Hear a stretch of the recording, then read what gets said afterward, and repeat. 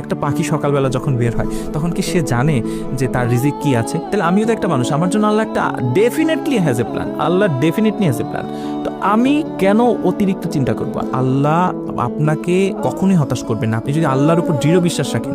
বান্দা যেমন তার সৃষ্টিকর্তার দিকে আশা করে, এবং আপনার কাছে যখনই আসবে, এটা দুনিয়ার একটা পরীক্ষা, এবং আপনি যখন এই যে এফসিপিএসে বারে বারে অনুত্তীর্ণ হওয়া, রেসিডেন্সি না হওয়া, এগুলো নিয়ে কখনোই ওভারথিঙ্ক করবেন না। আপনার কাজ হচ্ছে চেষ্টা করে যাওয়া।